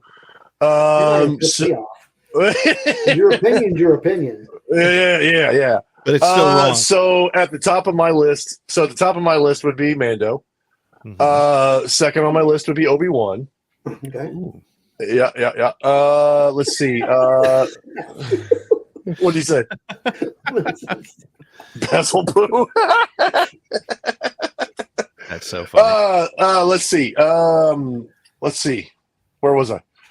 Top is Mando. Second is Obi-Wan. Third is Andor. Fourth would be Ahsoka for me. Then Acolyte. Then Book of Boba Fett. Okay. Interesting. So you have what? Mando number 1. Number 2 is Obi-Wan. Obi-Wan. Okay. Yeah. And then third was damn, you're gonna make me do it again. No, Mando, Obi-Wan, Andor, Ahsoka, Acolyte, and then Book of Boba Fett. Okay, hold on. I'm writing mine down so that I don't forget it. What do we have? See, Book of Boba Fett tops out Acolyte for me because it's got Boba Fett in it. I figured as much. I kind of knew. Like I said, it wasn't to aggravate you. It's just because Book of Boba Fett has not been my favorite medium they put out. It definitely had its flaws. Okay. Oh, here we go. Mando, Andor, Acolyte third. Number 3. Yep. Wow. Ahead of Ahsoka, Nice. Kenobi, and Boba Fett. And I Yeah. Boba Fett just missed for me. Kenobi actually could be number 6. I could flop either one of those. Ahsoka, it's funny. I loved it when it was on, but my hindsight on Ahsoka has changed. I've not done a rewatch. Yeah, I haven't rewatched it either, which is a fair point. I did start the only one, and it's funny because I realized I don't really rewatch much, not even the movies. I watch it, I digest it, I talk about it, and then I never go back. But I started watching Andor again. And holy cow, what a great show. Like, it is such a great show. It is so good. But Mando wins for me because season 1 and 2 of Mandalorian are so good. Okay. Yeah. 1 and 2 were really, I don't know, even with 1 and 2 as good as they were, Andor is still tops for me. Yeah. I mean, and honestly, they're interchangeable because Andor is so good. Yep. And I've said this before on the show. My problem with Mando, everybody talks about Mando season 1 and 2, but everybody's like 3 was, 3 is, you have your own opinions about 3. But I'm like, after season 2, at the end of season 2, how the hell were you going to top that? Right. You can't come off of that. Yep. No. There was no way. There was no way they were going to make a better story that was going to top the end of season 2 after everything that we got in season 2. Overall, I liked season 3 because of all of the Mandalorian lore that we got. That was cool. Yeah. Aside from that, it was kind of a mediocre season. But I mean, season 2 of Mando ended the story. So to me, it's a lot like The Rise of Skywalker and The Last Jedi. Last Jedi should have been the last of those movies because it showed there was victory, but there was defeat. There was hope in the galaxy, but it brought you to a place to finish, which is why the last scene in season 3 of Mandalorian is so good, because it literally completes that circle of the independent bounty hunter who doesn't need anybody, doesn't want anybody, out for himself, literally putting his feet up while his son is out playing in the pond. I mean, that's just Yeah. the perfect closure. The bumpy road to get to that in season 3, I mean, it's all debatable, and some of it was great, some of it was not so great. What? Well, they had to know. They had to know that people were not going to care as much. They're not going to care as much about Bo-Katan's closures and her story than they were about Luke Skywalker showing up at the end of season 2. Yep. It wasn't going to happen, no matter how much of Bo-Katan's story you told, and the dark saber and blah blah blah blah blah, and the Battle of Mandalore and what was left of it. It wasn't going to top that. Correct. Yep. I mean, when you literally have grown-ass man crying on the internet because Luke shows up in Mando season, the end of Mando season 2, I'm sorry, you're not going to top it. It's just not going to work. So I think season 3 should have been season 2, and then season 2 should have been season 3. Yeah. Smirking Bear's ranking is pretty close to mine. Yeah. Spencer says that Acolyte is dead last for him. I feel like this show has more in common with The Last Jedi than people really realize. So much. You either it seems like people either just loved it or they hated it. Here, let me throw something out there about, and we're going to talk about this on. I didn't love or hate it. Yeah. We're going to talk about this a little bit on Thursday on ATG Live, but Last Jedi's problems are the same problems with Acolyte. The reality is, if you look at the story of The Last Jedi, it really is a fantastic story for Luke. If you got that story back in 95 or 2003, you would have been like, wow, that's a really interesting story. Here's what's happened to him. That's powerful. Same thing here. If you were told in 2005, 2003, 1999, whatever, that you're going to get the story of 100 years before the Phantom Menace, you're going to see one of the first apprentices of Darth Plagueis. You're going to understand why the Jedi started their fall. You'd be like, wow, that is a phenomenal story. But the problem is, all the basement dwellers have put their own headcanon in there so much. And at the same time, they've been influenced by the political bullshit that's going on. So if there's a cast that isn't all white men, and I hate to say that because it's gotten me in trouble before, but if you have a cast that's not all white men, or that is diverse or inclusive or representative or whatever phrase you want to use, they see that before the story. If you read it in a comic book, if you read it in a Timothy Zahn novel, and you didn't know that the witches were a black woman, you wouldn't care. You would love the story because it would tell you a very fun and interesting story. Yeah. But the reality is, there's so much money in being an asshole online that this story got destroyed. And I said it on Twitter the other day, and I mean it 100%. If all the people who review bombed The Acolyte watched it for real, really watched it, then Disney would have had the biggest hit in streaming history. Mm-hmm. It was a really great story and a really great premise. And I mean, the whole idea of 100 years before Phantom Menace, that's a fun period to be talking about. I for one, I'm glad they're bringing High Republican. Yep. I mean, I'm glad they started bringing. I really want to see that, and a lot of people, I've heard people say this on Twitter as well. Some of the comments that I've seen, Pete, on other people that have been actually in support of it and saying they want to see season 2 and so on and so on and so on. A lot of the comments is that you can only milk the Skywalker saga for so much. Right. Yep. And eventually you're going to have to come up with stories that expand the lore of the Star Wars universe. And one thing that I put on Facebook on a few groups, because I've been kind of defending it myself too, and I don't have near the reach probably that you do, Pete, because more people know you. So it's basically just me being a common person saying things to other people. And I've had a few good discussions and some very bad discussions with people. But what I've told people is anymore when somebody comes up to me and they says, but the writing was horrible. Well, I hear in my head, when people say the writing was horrible, what I hear in my head is I hear, oh, so they didn't write what you wanted. Exactly. So therefore it's bad. Right. Yep. And I even got so mad that I went to this one. Or the writing was horrible. Oh, so you didn't understand it. Yeah, or so you didn't understand it. Yeah. Or you didn't watch the whole series in its entirety, or you judged it before it was over, and then you decided to say, "Oh, it sucks because it's not going the way I should." Well, how do you know it's not going the way you should? Because you haven't watched the conclusion. Gave up. Yeah, you can't. You haven't watched. You haven't watched the conclusion of it. At least watch the conclusion of it and then judge.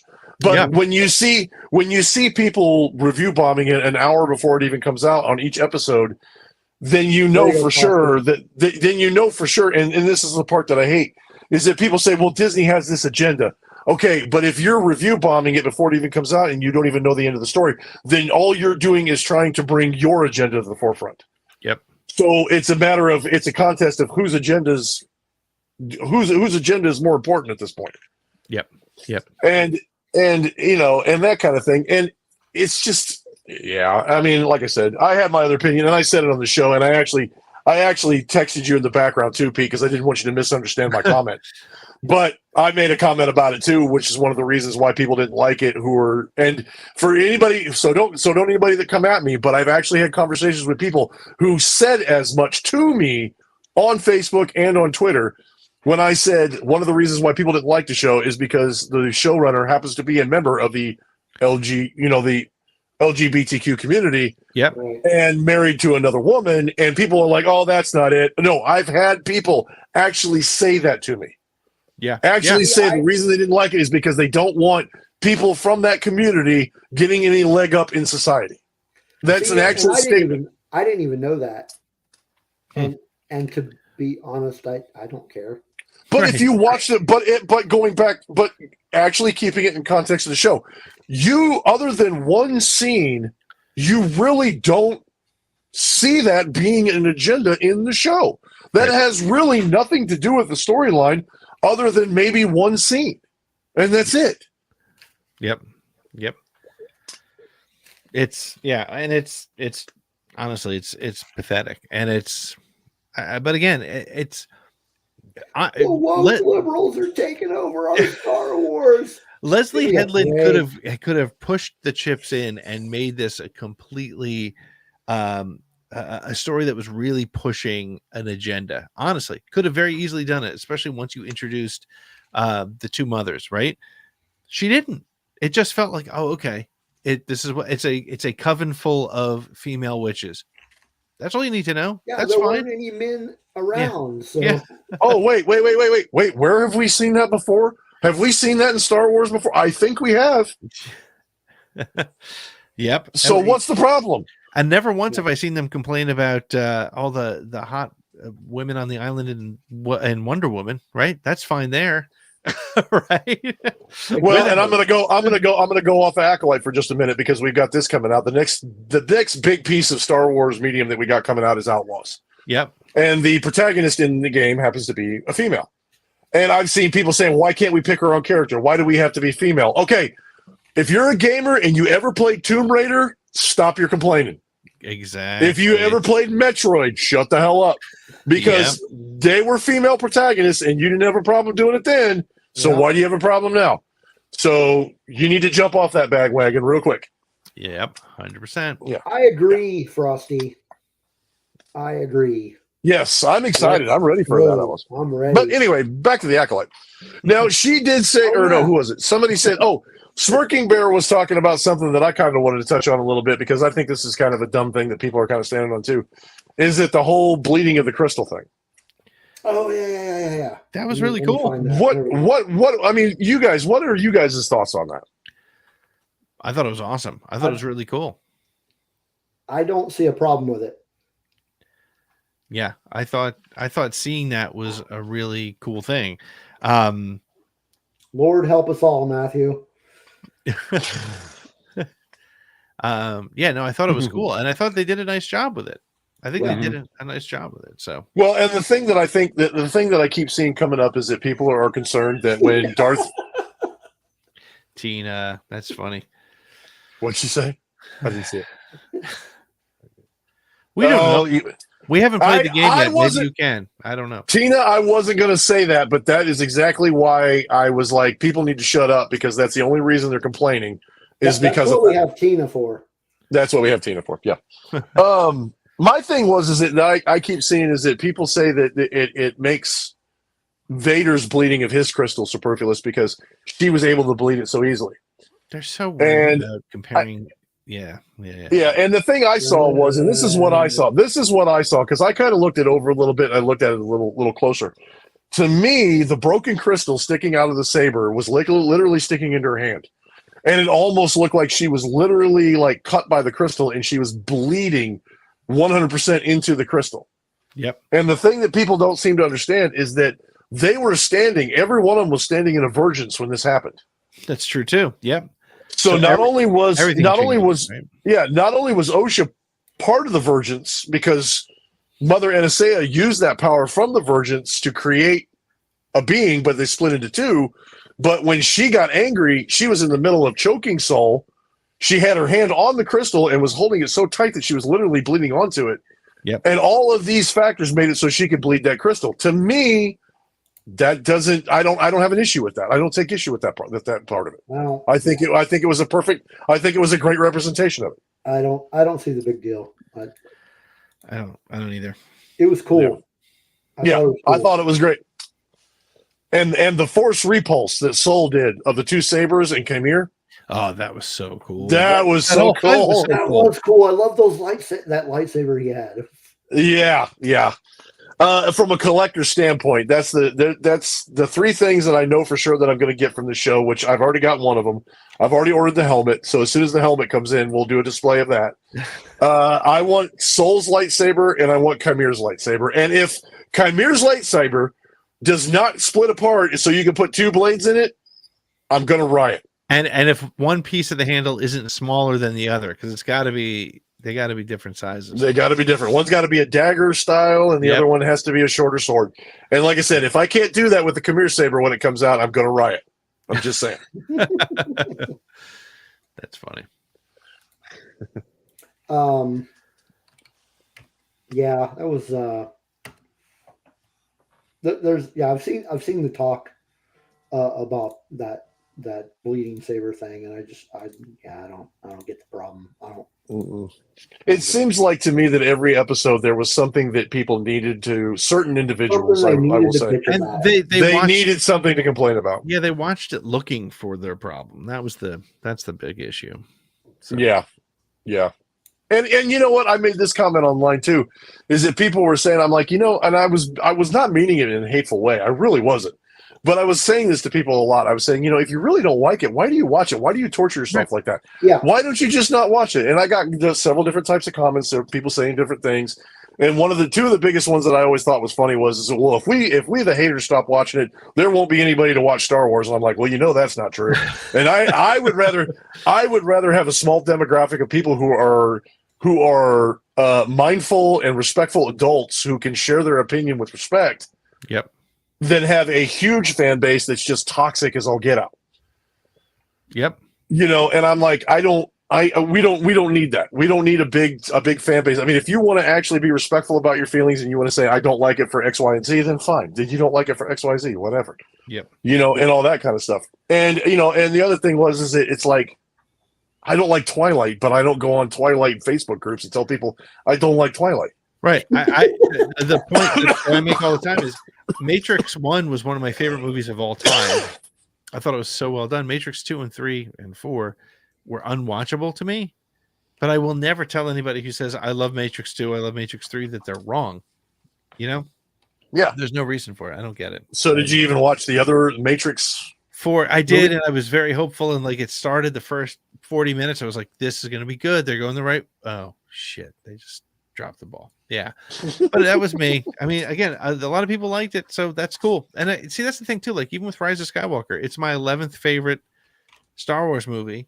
But there are Attack of the Clones. Yeah, there are people who love Rise of Skywalker, and that's awesome. That means that there's a Star Wars they love. There's a movie that they think is their favorite, and I will never take that away from anybody. I think that's amazing. So, yeah, 100%.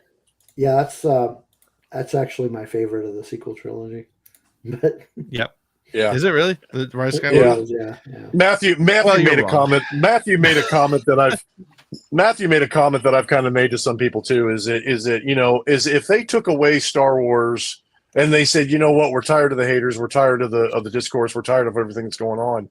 And they said, we're going to keep Galaxy's Edge open, and the medium that we have out now is the way it's going to stay. And we're not going to produce anything new for a while because we're tired of people not being able to get along because of it. I said, you know what? I personally, I could go all year long, and even probably for the next 2 years, and start from the beginning and watch every show, read all the books, read all the comics, and go for literally like years. Yep. And I said, you people think it's and the guy goes, well, that would be terrible. I'm like, apparently you weren't alive during the dark times, because the people that were are used to that. Yeah. And I would rather have that than have people throwing death threats, people telling people that they're going to do sexual assault to certain actresses. This is not the way it should be. And it's not the way, if you don't like something, just walk away. Agreed, but if you, yeah. And I just, that I would rather, I personally would rather have that than have people bathe the way they have been during this show. And I, like you said, Pete, a lot of it has to do with political reasons. A lot of it's for the political discourse. And I think that's a lot of what we're seeing. Because I honestly think, if I was to be fair about it, I think that this show would probably rank in more of a 50-50 standpoint rather than what people are saying, the Rotten Tomato meter being down to 14%. Yep. I think it would rank a lot more half and half if it wasn't for all the, because I think this doesn't really have as much to do with Lucasfilm as it does to do with Disney overall. Yep. Is my opinion. Yep. I agree. Agreed. All right. So that was some fun discussion about the Acolyte. Pete, thanks for coming on with us tonight. Thanks for having me. I hope you can have me back sometime after I just sort of talked way too much. But no, you're good. You're good. That's what I do. Well, normally they just have to listen to us to talk. So now there's a third person. So. Yeah, now they gotta have three people jibber jabbering, and they gotta listen to us next week about Ewoks. So that's gonna be interesting. Oof. Yeah, that's gonna be rough. So Pete, where can the folks find you on the social medias? Well, you can follow me on Twix, as JD calls it, which I like, at ATGcast. Usually getting into trouble or trying to stay out of it. But most importantly, if you like this similar conversation in that it's real and non-toxic, but not always positive, right? Join us on Thursday nights for ATG Live on our YouTube channel, youtube.com/@the-SSW network. We do a live show every Thursday night. You can catch clips and things there. But it's probably easiest just to follow me on Twix at ATGcast, so that way you can be told about when things are coming. And make sure if you see me here in the chat to go ahead and follow our channel and join us this Thursday night. Usually JD is there, Steve is there occasionally. I know a lot of people who are in the chat right now are there hanging out with us. So and I expect to see some of you here. I want to see Mary and I want to see Tina. Join us on Thursday. You got your Tuesday nights and your Thursday nights taken care of. Star Wars conversations that doesn't suck. So. Amen. Amen. Very good. All right. So, as you mentioned, next week we will be talking about the Murder Bears. Murder Bears. So, join us for that fun-filled and long-awaited discussion. And for those of you watching us on YouTube, please go and subscribe. And we got back up to 196. Sweet. There you go. Sweet. So, we are on the road to 200, so please go on there and subscribe. And if you're already a subscriber, make sure that you smash that like button. And if you are listening to us on either Apple or Spotify or any of those other audio platforms, please leave us a rating there as well and let us know what you think about us. But yeah, we had fun. As always, it was a good show. And thanks for everybody in the chat for coming in and hanging out with us. As always, we love our chat room. We love the engagement there. And as mentioned earlier, if you want to come check us out on Discord for daily doses of nonsense, just hit us up there. I will have the link to our bio link in the show description, and that will take you to the Discord link. And Matthew says Basil subscribed. Oh, dear God. Anyway, thanks for tuning in, and hope you come back next week for the Ewoks. And again, Pete, thanks for coming and hanging out with us. Thank you so Thanks, much Pete. for having me. And that is it for us. You folks have a great weekend, and we'll see you next week. All right. Panther.